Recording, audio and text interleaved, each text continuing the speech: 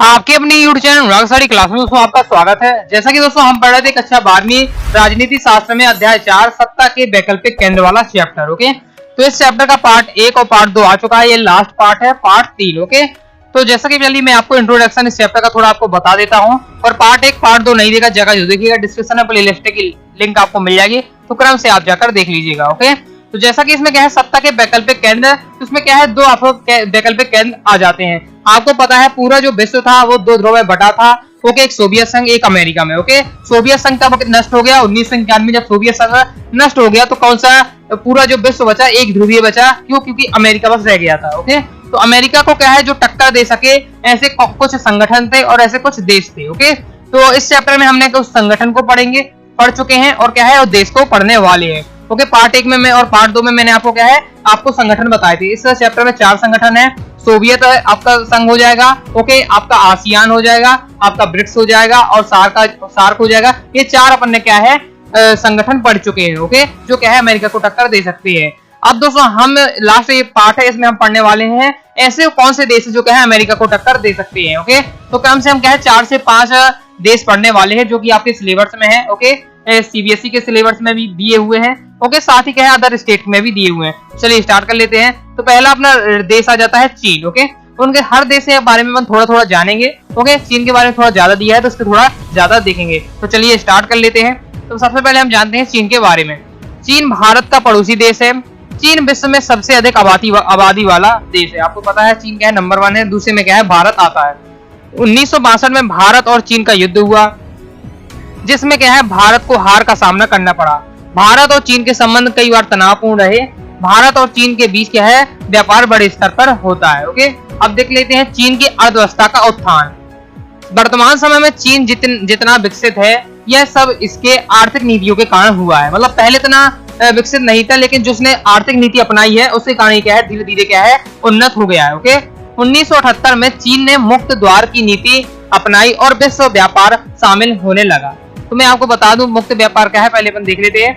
मुक्त द्वार की नीति देंग सियांगआपोंग के द्वारा अपनाई गई थी। ओके, इसके बाद चीन का आर्थिक विकास तेजी से होने लगा। देखिए मुक्त द्वार की नीति क्या है आप ये समझ लीजिए। 1978 से पहले क्या है चीन क्या है केवल अपने ही देश में क्या है व्यापार करता था, अपने देश के अंदर ही उसके सब होता था। अदर देश से क्या है वो व्यापार नहीं करता था। ओके, मतलब अदर देश से ना ही सामान आता था ना ही क्या है सामान जाता था, वो क्या अपने अंदर ही अंदर करता रहता था। ओके, अपने देश के अंदर।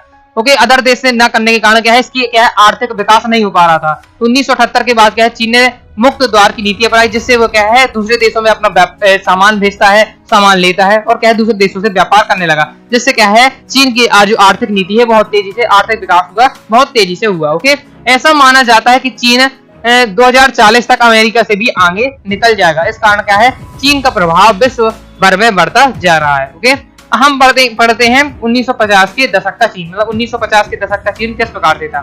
तो चीन की क्रांति 1949 में हुई। यह क्रांति माओ के नेतृत्व में हुई। ओके, यह साम्यवाद को अपनाया गया। तो जो चीन है वो क्या है साम्यवाद को अपनाता था, पूंजीवाद को नहीं साम्यवाद को अपनाता था। ओके, और सोवियत संघ भी क्या है साम्यवाद को अपनाता था, जैसा कि मैं आपको क्या है चैप्टर 1 में बताया, चैप्टर 2 में भी। ओके, नहीं पढ़े तो चैप्टर 1 चैप्टर 2 जाकर अच्छे से आपको पढ़ लेना है। ओके, डिस्क्रिप्शन में प्लेलिस्ट मिल जाएगी आपको, सभी विषय के आपको क्या है आपको प्लेलिस्ट लिंक मिल जाएगी, तो क्रम से आप क्या है चैप्टर पढ़ सकते हैं। ओके, चीन आर्थिक रूप से पिछड़ा हुआ देश था। चीन पूंजीवाद दुनिया से रिश्ते तोड़कर साम्यवादी बन गया था। ओके, मतलब क्या है पूंजीवादी दुनिया से जितने भी अपना नहीं अपनाता था, केवल क्या है साम्यवाद को अपनाता था। ऐसे में चीन के पास अपने संसाधनों के अलावा गुजारा करने के अलावा कोई रास्ता नहीं था। जैसे कि मैं आपको बता चुका हूँ चीन क्या है अपने अंदर ही व्यापार करता रहता था, अदर देश से व्यापार नहीं करता था। ओके, इसलिए क्या है वो अपने संसाधनों के से ही क्या है अपना गुजारा चलाता था। ओके, तो इसके बाद क्या है मुक्त द्वार की नीति अपनाई चीन ने। ओके, और जिसके कारण क्या है चीन की जो क्या है आर्थिक विकास हुआ बहुत तेजी से हुआ। ओके, चीन की खेती से पूंजी निकालकर उद्योग में लगाता था। चीन के पास विदेशी मुद्रा की भी कमी थी। अब देखिए व्यापार नहीं करता था चीन क्या है व्यापार नहीं करता था दूसरे देशों के साथ, तो विदेशी मुद्रा भी नहीं आएगी। जब आप विदेशों के साथ व्यापार करेंगे तभी आपके पास क्या है विदेशी मुद्रा आएगी। लेकिन चीन क्या है विदेशी व्यापार बिल्कुल बंद था, जिससे क्या है विदेशी मुद्रा भी नहीं थी। ओके, फिर इसलिए बाहर से आयात होने वाले सामान को धीरे धीरे चीन ने घरेलू स्तर पर बनाना शुरू कर दिया। चीन में रोजगार की स्थिति अच्छी थी।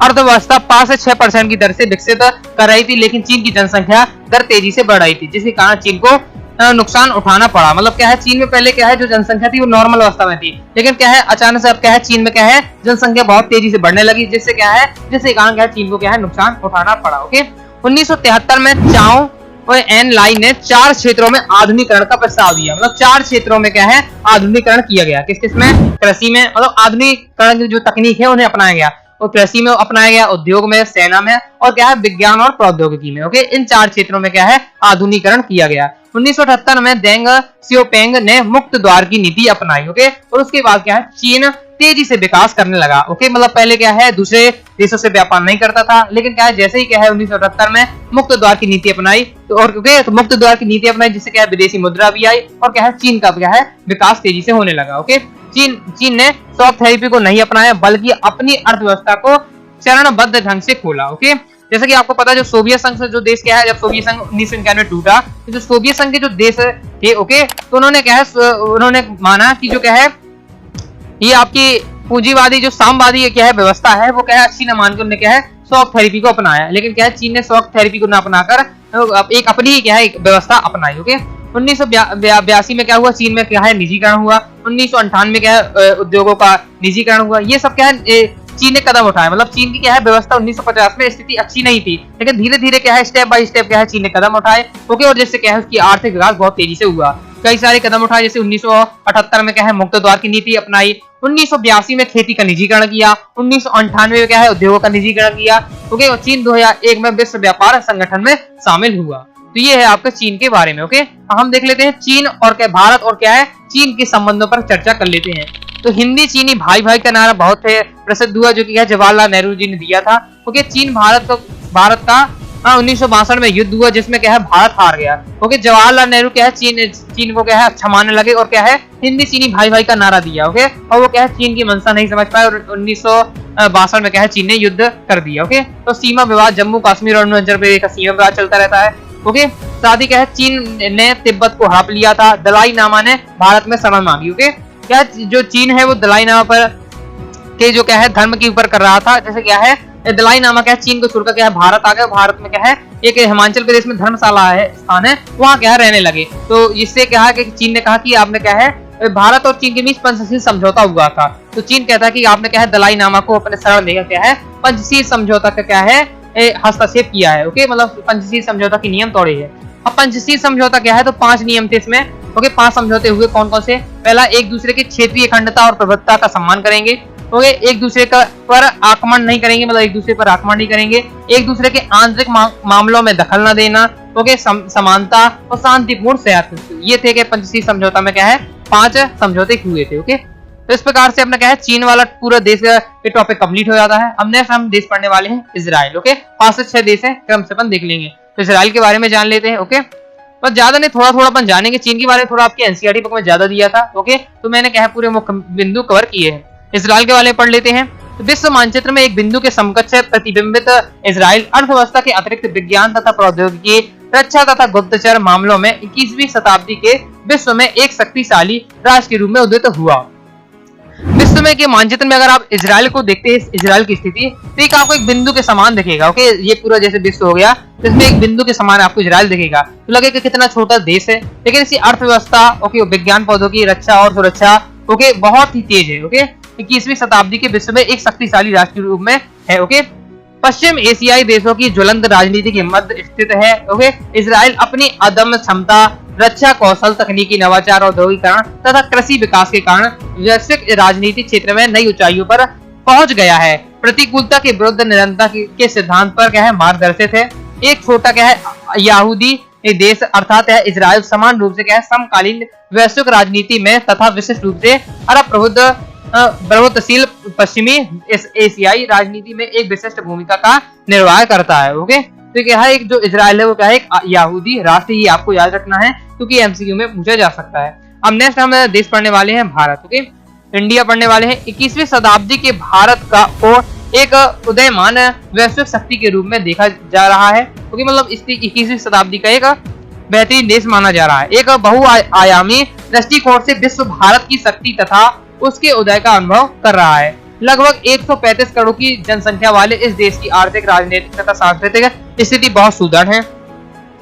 आर्थिक परिप्रेक्ष्य से 5 ट्रिलियन अमेरिकी डॉलर की अर्थव्यवस्था के लक्ष्य, एक विशाल प्रतिस्पर्धी व्यापार केंद्र तथा संपूर्ण विश्व में 200 मिलियन भारतीय प्रवासी के साथ क्या है भारत की मतलब क्या है पूरे जो पूरे संपूर्ण विश्व में क्या है 200 मिलियन क्या है भारतीय प्रवासी है, जो मतलब भारत के निवासी हैं, लेकिन क्या है दूसरे देशों में रह रहे हैं। ओके, भारत की प्राचीन समावेशी संस्कृति भारत को क्या है 21वीं शताब्दी में शक्ति के एक नए केंद्र के रूप में एक विशिष्ट अर्थ तथा महत्व प्रदान करती है। ओके, अब देख लेते हैं सामरिक दृष्टि से क्या है भारत की सैन्य शक्ति परमाणु तकनीक के साथ इसे आत्मनिर्भर बनाती है।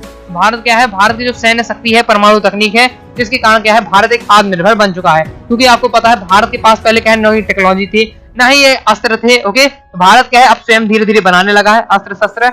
ओके, जिससे क्या है भारत आत्मनिर्भर हो रहा है। विज्ञान तथा प्रौद्योगिकी में क्या है मेक इन इंडिया योजना भारतीय अर्थव्यवस्था को क्या है आत्मनिर्भर बना रही थी। पहले आपको पता है अधिकतम जो माल आता है वो चीन से आता है, तो आपने देखा होगा अधिकतम प्रोडक्ट में मेड इन क्या है चाइना लिखा रहता था, लेकिन अब क्या है अधिकतम मेक इन इंडिया योजना चली है, जिससे क्या है अधिकतम अब सामान क्या है कुछ ज्यादा से ज्यादा क्या है इंडिया में बनाने की कोशिश की जा रही है, जिससे क्या है अपना देश क्या है आत्मनिर्भर बने। ये सभी परिवर्तन वर्तमान विश्व में भारत को क्या है शक्ति का एक महत्वपूर्ण केंद्र बनाते हैं। ओके, तो इस प्रकार से भारत के ऊपर कंप्लीट हो जाता है टॉपिक। अब नेक्स्ट अपन देश पढ़ने वाले हैं रूस। ओके, रूस को देख लेते हैं। 1990 के प्रारंभ में सोवियत संघ के विघटन के पश्चात रूस सोवियत समाजवादी संघ गणराज्य यूएसएसआर के सबसे सशक्त उत्तराधिकारी के रूप में उदित हुआ। तो आपको पता है 1990 मतलब 1991 में क्या है सोवियत संघ का विघटन हो गया, तो सोवियत संघ में सबसे लीडर कौन था, तो रूस था। ओके, लीडर देश कौन था, तो रूस था। ओके, तो ये इसके क्या है कि ये किस पर एक सशक्त उत्तराधिकारी के रूप में आया। रूस के पास तो देखिए खनिज है, पर अपने स्वयं अच्छे प्राकृतिक संसाधन भी है और गैस का अपार भंडार है, जो इससे क्या है वैश्विक पटल पर एक शक्तिशाली राज्य बनाता है, राज्य है मतलब देश बनाता है। ओके, रूस का स्थान क्यों महत्वपूर्ण है, क्योंकि इसके पास खनिज है, प्राकृतिक संसाधन है, गैसों का अपार भंडार है, इसके कारण क्या है ये पूरे देश में एक शक्तिशाली देश है। ओके, इसके अतिरिक्त क्या है आधुनिक हथियार के विशाल भंडार के साथ साथ रूस के परमाणु शक्ति से संपन्न राज्य है। ओके, रूस संयुक्त राष्ट्र सुरक्षा परिषद जिसे P5 भी कहा जाता है का एक क्या है स्थायी सदस्य है। तो आपको दोस्तों पता है 5 देशों को वीटो पावर प्राप्त है, जिसमें से क्या है रूस को भी वीटो पावर प्राप्त है। आपको दोस्तों कमेंट बॉक्स में बताना है कि वे कौन से देश है जिनका है वीटो पावर प्राप्त है संयुक्त राष्ट्र सुरक्षा परिषद से। ओके, नेक्स्ट देश हम पढ़ने वाले हैं दोस्तों जापान। ओके, तो जापान के बाद हम पढ़ेंगे दक्षिण कोरिया। ओके, और बस ज्यादा नहीं है 5 से 6 आपके देश हो जाते हैं, 4 केवल इस चैप्टर में आपके संगठन है। ओके, तो जापान देख लेते हैं। जापान एशिया महाद्वीप में स्थिर एक देश है। जापान की राजधानी टोक्यो है।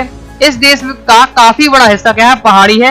यहाँ 200 से अधिक क्या है ज्वालामुखी है। जापान में बहुत अधिक भूकंप आते हैं। इन सभी क्या है ये फैक्ट हैं, तो इनको तैयार कर रखना है। ओके, एमसीक्यू में आपसे पूछे जा सकते हैं। ओके, जापान के निकटतम पड़ोसी देश में कोरिया एवं रूस है। यह देश प्रौद्योगिकी के मामले में सबसे अधिक विकसित है। ओके, विश्व के अधिकतर विनिर्माण इकाइयां जापान में स्थापित हैं। एशिया के देशों में अकेला जापान ही समूह 7 के देशों में शामिल। जापान संयुक्त राष्ट्र संघ के बजट में 10% का योगदान देता है। ओके, और आपने कई सारी कंपनियां सुनी है वो जापान की, जैसे सोनी आपने सुनी होगी, पैनासोनिक, कैनन, जो क्या है सुजुकी, होंडा जो आपकी गाड़ी चलती है होंडा की, सुजुकी के, टोयोटा, ये सभी क्या है जापान के क्या है प्रसिद्ध ब्रांड है। हमने हम लास्ट देश पढ़ने वाले हैं दक्षिण कोरिया, साउथ कोरिया। ओके, तो दक्षिण कोरिया और उत्तर कोरिया को 38वें समांतर रेखा द्वारा क्या है विभाजित किया जाता है। ओके, तो क्या है जो पूरा आपका पूरा कोरिया देश है, तो उसके 2 भागों में बांटा गया, दक्षिण कोरिया और क्या है आपका उत्तर कोरिया। और जिस ये जो बीच जिस रेखा के द्वारा क्या है विभाजित है उसे कहते हैं 38वें समांतर रेखा। ओके, वर्ष 1950 से 53 के दौरान कोरिया युद्ध और शीत युद्ध काल के ने दोनों पक्षों के बीच प्रतिद्वंद्विता को तेज कर दिया। 1991 दोनों कोरिया संयुक्त राष्ट्र के संघ के सदस्य बने। इसी समय दक्षिण कोरिया एशिया में सत्ता के केंद्र के रूप में देखा जाने लगा। दक्षिण कोरिया की राजधानी क्या है, सियोल है। और दक्षिण कोरिया की मुद्रा क्या है, दक्षिण कोरियाई वॉन है। और दक्षिण कोरिया एक क्या है विकसित देश है। ओके, और सकल घरेलू उत्पादन के आधार पर यह विश्व का 13वीं सबसे बड़ी अर्थव्यवस्था है। दक्षिण कोरिया प्रौद्योगिकी स्तर पर काफी विकसित है। ओके, इसकी भी तो बहुत सारी कंपनियां हैं जो आपने सुनी होगी। LG हो गई जो कि आपने टीवी देखी है, अधिकांश देखे होंगे जो इलेक्ट्रॉनिक आइटम्स बनाती है। सैमसंग के जो मोबाइल आते हैं। ओके, और हो आपका हो जाता है, और किया हो जाता है, पोस्को हो जाता है। ये सभी कहाँ है, ये प्रसिद्ध जो कंपनियां है ये सभी कहाँ की हैं, दक्षिण कोरिया की हैं। ओके, दक्षिण कोरिया के प्रसिद्ध ब्रांड हैं। तो इस प्रकार से अपना ये क्या है चैप्टर कंप्लीट हो जाता है। आई होप दोस्तों आपको वीडियो पसंद आए, वीडियो पसंद आए वीडियो को लाइक करके चैनल सब्सक्राइब जरूर करिएगा। पार्ट 1 पार्ट 2 नहीं देखा जाएगा जरूर देखिएगा, जिससे आपको इस चैप्टर को समझने में आसानी होगी। चैनल को सब्सक्राइब नहीं है तो सब्सक्राइब करके बेल आइकन प्रेस कर लीजिएगा, जिससे आप क्या है अच्छे से तैयारी कर सके अपने क्लास 12 की। टेलीग्राम को ज्वाइन कर लेना, इंस्टाग्राम में फॉलो कर लीजिएगा, फेसबुक में, ट्विटर में, जहां आप क्या राकेश साड़ी के साथ जुड़ सकते हैं जुड़ जाइएगा। वेबसाइट में आप जो फ्री आप जो क्या मटेरियल देख रहे हैं, जो मैं आपको पढ़ा रहा हूँ, नोट्स बनाए मैंने, तो आप क्या है सभी के चैप्टर के नोट्स होंगे, सभी सब्जेक्ट के आप क्या है वेबसाइट से फ्री में बिल्कुल आप प्राप्त कर सकते हैं। तो जाकर क्या राकेश साड़ी क्लासेस की वेबसाइट को जरूर विजिट करिएगा। ओके, और ऐप को भी डाउनलोड कर लीजिएगा प्ले स्टोर से, जिससे आप क्या है कोर्स वगैरह एक्सेस कर सकते हैं। डिस्क्रिप्शन में आपको क्या है सभी की लिंक मिल जाएगी। कोई भी डाउट हो दोस्तों कमेंट बॉक्स में जरूर पूछिएगा। मिलते हैं नेक्स्ट वीडियो में, तब तक के लिए बाय बाय।